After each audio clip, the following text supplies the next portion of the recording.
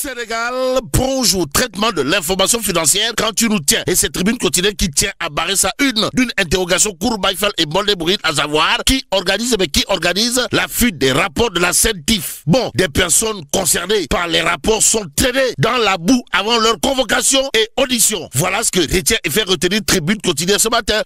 Le journal du groupe des médias, toujours à propos du traitement de l'information financière, de chercher à savoir, histoire de faire savoir la présomption d'innocence. Eh bien, la présomption d'innocence existe-t-elle encore en droit sénégalais? Aux Sénégalaises et aux Sénégalais, Tribune Quotidienne indiquée, les missions de la CENTIF sont expressément encadrées par la loi. Et c'est au nom de la loi relative au droit à l'information que Tribune Quotidienne toujours au chapitre du traitement de l'information financière, avec à la clé des personnes concernées par les rapports traînés dans la boue avant leur convocation et audition, de rappeler à qui veut et à qui ne veut le savoir la reddition des comptes, de Maître Wade à Diomaye. Bon, restons avec Tribune Quotidienne qui toujours à ce sujet de révéler, entendu par le juge du pôle judiciaire financier, en abrégé PJF, sur l'affaire Amadou Sall. Eh bien, pour éviter toute surprise, Wali Balago Seck procède à la consignation de 210 millions de francs CFA. Et ce que prend pour argent comptant et compté le Témoin Quotidien porte sur un fait clair, comprenez? Blanchiment de capitaux et association de malfaiteurs présumés. Wali Balago Seck,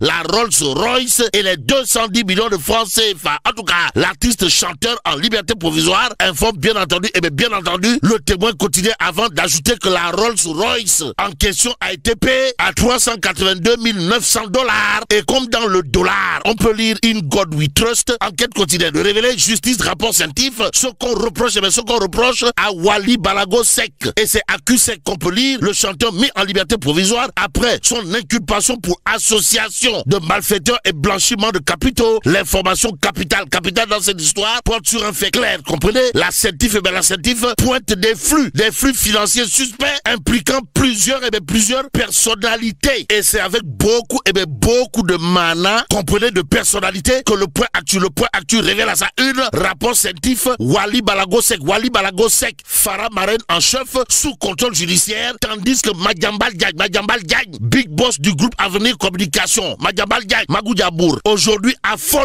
détoile, waouh. Bon, le point actu de nous apprendre, Madiambal Diagne ne s'est pas présenté, alors là, pas du tout présenté devant les enquêteurs, suscitant interrogation et spéculation à tort ou à raison, tout compte fait. La raison étant Hélène et l'émotion nègre. Wolf Quotidien de révéler, en tout cas, attendu à la DIC, Madiambal Diagne, introuvable. Y a-t-il lieu là de dire Euskei ou Tchei? Tout compte fait. Libération sans contour ni détour de renseigner. Faux bon à la DIC après une convocation notifiée suite à son blocage à l'AIBD. Madiambal Diagne, recherché. En tout cas, après une descente infructueuse à son domicile, la DIC a déclenché une chasse à l'homme. Renseigne bien entendu Libération avant d'ajouter, convoqué hier pour midi, le directeur du groupe Avenir Communication a disparu après avoir créé son injoignabilité. D'où l'interrogation de l'évidence quotidien. Le journal, en tout cas, de révéler convocation manquée, Madiambal en fuite. Bon, retenons en tout cas que Dobou Pekes,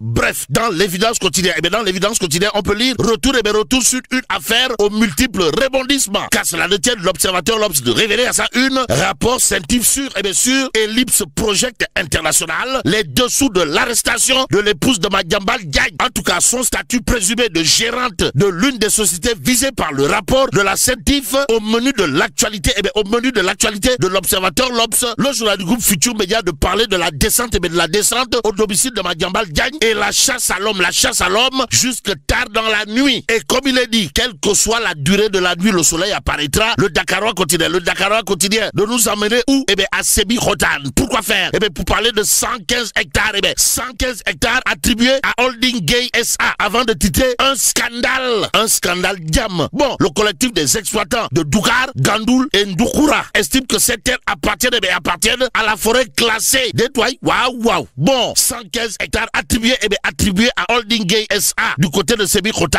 d'après bien entendu le Dakarois quotidien. Au journal de nous renseigner que le collectif des exploitants de Dougar, Gandoul et Ndoukoura évoque des pratiques opaques, pour ne pas dire des pratiques mafieuses, de l'ancien ministre de l'Environnement, Daouda Ngom. En tout cas, Daouda Ngom, toi aussi. Voilà ce qu'il y a de dire en lisant bien entendu le Dakarois quotidien, qui parle de 115 hectares attribués à Holding Gay SA du côté de Sébikotane. Et le hic dans cette histoire gravite autour d'un fait bizarre de chez bizarre, comprenez? Le collectif des exploitants de Dougar, Gandoul et Doukoura estime que ces terres appartiennent à la forêt classée. D'où l'intérêt pour le Dakarois continue d'indiquer l'administration territoriale et la mairie de Diamniadio pointé du doigt. Et celui qui est pointé du doigt aujourd'hui, d'après Direct News, c'est Wali Diouf Bodian, et c'est Wali Diouf Bodian. En tout cas, le quotidien piloté par Pape Diogoy Faye ou le lion de Ngekor. Comprenez Direct News de révéler ce que dira à haute et intelligible voix Khalil Diène, syndicaliste au port autonome de Dakar, qui brûle totalement, pour ne pas dire complètement, et voir carrément les performances de Wali Diouf Bodian. En tout cas, Khalil Diène, syndicaliste du port autonome de Dakar, de dire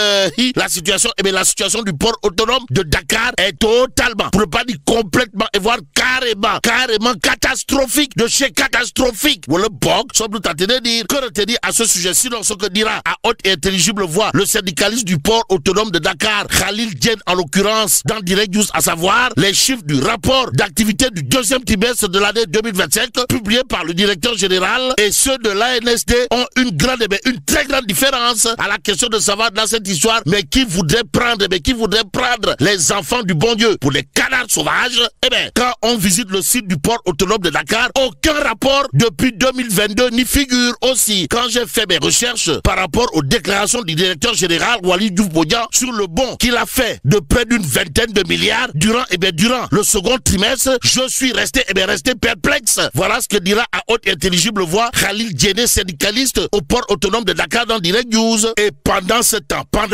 Tribune quotidienne nous parle d'une consécration internationale, universelle et mondiale. Et là, celui qui a été mis en orbite par une institution internationale, universelle et mondiale dans cette histoire, c'est Moussa Diakhaté, ancien président de la commission des lois à l'Assemblée nationale. En tout cas, Moussa Diakhaté, digne fils de Roko Diné à Dakar Plateau, nommé commissaire de l'initiative pour le développement de l'Afrique. En tout cas, Sawai, Moussa Diakhaté, Bahriaï Ndeysan, va hisser haut le drapeau du Sénégal au plan international, universel et mondial, comme nous l'informe Tribune quotidienne ce matin. Le journal du groupe des médias de parler de manque criard d'enseignants, abri provisoire, programme désuet, décisionnaire. Moins l'OLU. L'OIS de Babacar Maïngaraf donne un coup de pied dans la fourmilière. En tout cas, l'OIS liste les vrais problèmes de l'école sénégalaise, aux Sénégalaises et aux Sénégalais. L'OIS de Babacar Maïngaraf, aujourd'hui en mode Djabpout et Djabdor, à la veille de la rentrée des classes, d'expliquer bien entendu dans Tribune quotidien les vrais problèmes de l'école sont connus et attendent toujours solution. Bon, l'OIS de Babacar Maïngaraf exprime sa solidarité aux élèves et enseignants sinistrés du nord et de l'est du pays. Note bien entendu Tribune quotidien ce matin, le journal du groupe des médias, en tout cas de nous emmener également à Kaola. Pourquoi faire? Eh bien, pour parler des producteurs de maïs hybride qui saluent aujourd'hui le programme de culture de maïs hybride lancé par les autorités sénégalaises et pilote par l'opérateur Ndiagatal. En effet, la coopérative agricole de Taïba Niassène a, d'après Tribune quotidien, expliqué que cette variété de culture appelée Mastrop 143 est très rentable car elle produit 5 tonnes à l'hectare. Ou le bog, sommes-nous tentés de dire. Que dire en tout cas sinon? Gongo. Bon, passons au quotidien pour terminer. Le journal de parler de débordement, le débordement du fleuve Sénégal. Et là, Bakel. Encore Bakel. Au bord de la noyade. D'où l'appel au secours du maire de Balou. Informe le quotidien. Bon, débordement du fleuve Sénégal. Bakel au bord de la noyade. Comme nous livre le journal du groupe Avenir Communication. Et là, Bon, que Dieu préserve le Sénégal.